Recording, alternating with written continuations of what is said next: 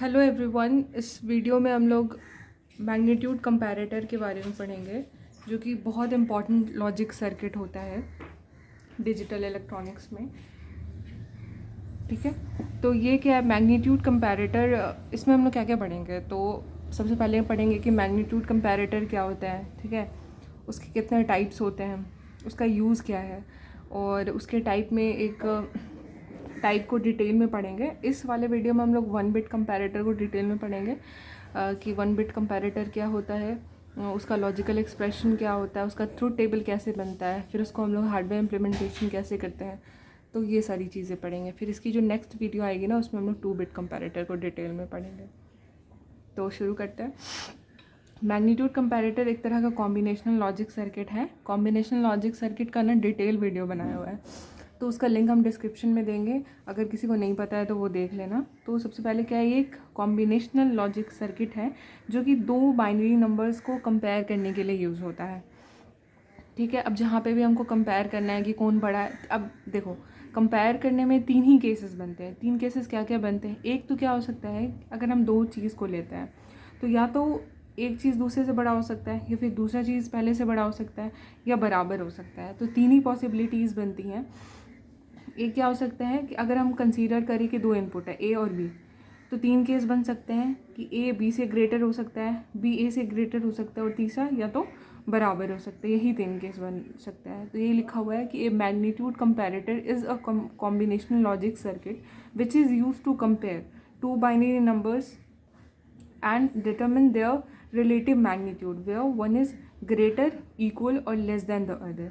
वही चीज़ लिखा हुआ है कि ये क्या करता है, दो इनपुट लेता है और उसको कंपेयर करता है कि बड़ा है, छोटा है या फिर बराबर है। 3 ही केस बनता है यहाँ पे। ठीक है, तो इतना क्लियर हो गया कि मैग्नीट्यूड कंपैरेटर क्या है। अब देखो, अब इसके टाइप्स होते हैं।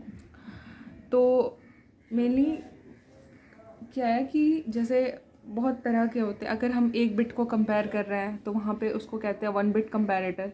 अगर वहाँ पे 2 बिट को कंपेयर कर रहे हैं तो उसको 2 बिट कंपैरेटर कह रहे हैं। अब जैसे देखो, 1 बिट कहने का मतलब क्या कि जैसे मान लो 0 है और 1 है। ठीक है, ये 1 बिट हो गया, ये 1 बिट हो गया। 0 और 1 को हमको कंपेयर करना है, तो ये 1 बिट में आ गया। बट अगर ऐसा केस हुआ कि जैसे 0 0 है एक और एक 0 1 है, अब ये 2 बिट है, ये 2 बिट है, तो दो बिट के जब हमको कंपैरिजन करना होता है, 2 बिट के नंबर्स को कंपैरिजन करना होता है, तो वहाँ पर हम करते हैं यूज़ 2 बिट कंपैरेटर का। उसी तरह 3 बिट, 4 बिट, 5 बिट और बहुत सारे n बिट्स तक हम कंपेयर कर सकते हैं। तो वो क्या हो गया, मल्टी बिट कंपैरेटर के अंदर आ जाता है। ठीक है, अब इसका यूज़ क्या है, तो इसका यूज़ बहुत सारी चीज़ों में होता है। जैसे कि अरिथमेटिक लॉजिक यूनिट में होता है, क्योंकि वहाँ पे हम लोग सब्ट्रैक्शन करते हैं, तो उनको बिट को कंपेयर करना होता है कि कौन बड़ा होता है, कौन छोटा होता है। कंट्रोल सिस्टम में यूज़ हो रहा होता है, माइक्रो कंट्रोलर्स में यूज़ होता है। तो बहुत सारा यूज़ है और ये बहुत इंपॉर्टेंट लॉजिक सर्किट होता है मैग्नीट्यूड कंपैरेटर। ठीक है, अब आगे हम लोग ना 1 बिट कंपैरेटर को डिटेल में पढ़ते हैं। 1 बिट मैग्नीट्यूड कंपैरेटर क्या होता है, जैसे नाम से ही पता चल रहा है कि यहाँ पे हमको क्या करना है, 1 बिट को कंपेयर करना है। 1 बिट को कंपेयर करना है, तो जो 1 बिट को कंपेयर करता है वो होता है मैग्नीट्यूड कंपैरेटर। वो लिखा हुआ है कि 1 bit magnitude comparator is a combinational circuit that is use to compare two 1 bit binary numbers. 1 bit समझ आ रहा है, लाइक एक 0 हो गया, एक 1 हो गया। तो इसमें ना 2 1 बिट को कंपेयर करना है, तो अगर 2 को करना होगा तो पॉसिबिलिटीज़ 4 हो जाएगी। आगे ये थ्रू टेबल में समझ आएगा। फिलहाल समझो कि 2 1 बिट को कंपेयर करना, जैसे 0 1 को कर सकते हैं, 1 1 को कर सकते हैं। ठीक है, 1 0 को कर सकते हैं। ठीक है, और 0 0 को कर सकते हैं। तो ये 4 पॉसिबिलिटी हुई ना 2 बिट में, 2 1 बिट में। ठीक है, तो इसका इनपुट क्या होता है, इसका 2 इनपुट होता है।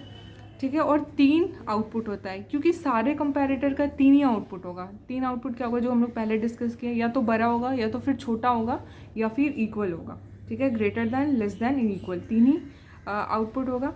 और देखो, ये जो 1 बिट मैग्नीट्यूड कंपैरेटर है ना, सबसे सिंपलेस्ट मैग्नीट्यूड कंपैरेटर होता है सारे ही मैग्नीट्यूड कंपैरेटर में, क्योंकि सबसे छोटा है। ये 1 बिट को कंपेयर कर रहा है। आगे जो मैग्नीट्यूड कंपैरेटर होगा वो 2 बिट को करेगा। फिर इससे जो एडवांस होगा वो 3 bit, 4 bit, 5 bit, n bit तक कंपेयर करता है। ठीक है, और ये जो बेसिकली क्या है ना, ये 1 बिट मैग्नीट्यूड कंपैरेटर का यूज़ क्या होता है, मल्टी बिट कंपैरेटर को कंपेयर करने के लिए यूज़ करा जाता है। अब जैसे देखो, 1 बिट को ये कंपेयर कर रहा है, तो ऐसे ऐसे अगर हम लोग कैस्केड करते जाएँ तो 2 बिट को करेगा, 3 बिट को करेगा। तो ये क्या होगा, मल्टी बिट कंपैरेटर को डिज़ाइन करने के लिए 1 बिट कंपैरेटर का यूज़ करा जाता है। अब देखते हैं हम लोग इसको ट्रूथ टेबल कैसे बनाएंगे। तो देखो सबसे पहले क्या है, 2 इनपुट है 1 बिट का, ये 1 बिट कंपैरेटर है, इसका 3 आउटपुट आएगा, ग्रेटर दैन, लेस दैन और इक्वल दैन। इसका नाम हम लोग दे दिए XYZ। अब क्योंकि यहाँ पर 2 इनपुट है ना, तो पॉसिबिलिटीज़ बनेगी 4। जब भी 2 रहता है तो 2 n पॉसिबिलिटीज़ बनती है। n क्या है, इनपुट, ठीक है, n क्या है, इनपुट। तो इनपुट यहाँ पे 2 है तो पॉसिबिलिटीज़ बन रही है 4। तो अब इसको लिखते कैसे हैं, अब जैसे 4 की पॉसिबिलिटी है तो पहले 2 0 लिखेंगे, फिर 2 1, फिर सेकेंड कॉलम में क्या होगा 1 0 1 1 1 0 1 1, इस तरह से लिख दिया। ये हो गया इनपुट। अब देखो, अब इनको कंपेयर करना है। 0 0 ये क्या है, 0 को अगर 0 से कंपेयर करेंगे तो ये तीनों केस में कौन सही होगा, इक्वल। तो जहाँ पे इक्वल सही होगा वहाँ पे 1 देंगे, अदरवाइज हर जगह 0 देंगे। सेकंड केस देखते हैं, 0 और 1। 0 और 1 दोनों में बड़ा कौन है, 1, यानी B बड़ा है, तो B जिसमें बड़ा है उसमें 1 देंगे, बाकी में 0। तीसरा केस देखते हैं, 1 और 0 दोनों में कौन बड़ा है, 1, यानी A बड़ा है तो यहाँ पे 1 डालेंगे, अदरवाइज 0 डालेंगे। लास्ट केस क्या है, 1 1, तो 1 1 क्या है, इक्वल, तो जहाँ पे इक्वल है वो डालेंगे और बाकी जगह 0 डालेंगे। तो ये मेरा इस तरह से ट्रूथ टेबल बन गया। अब इस ट्रूथ टेबल के हेल्प से हम लोग लॉजिकल एक्सप्रेशन लिखते हैं। तो लॉजिकल एक्सप्रेशन क्या है, ये तीनों फंक्शन के लिए लिखा जाएगा, आउटपुट के लिए लिखा जाएगा।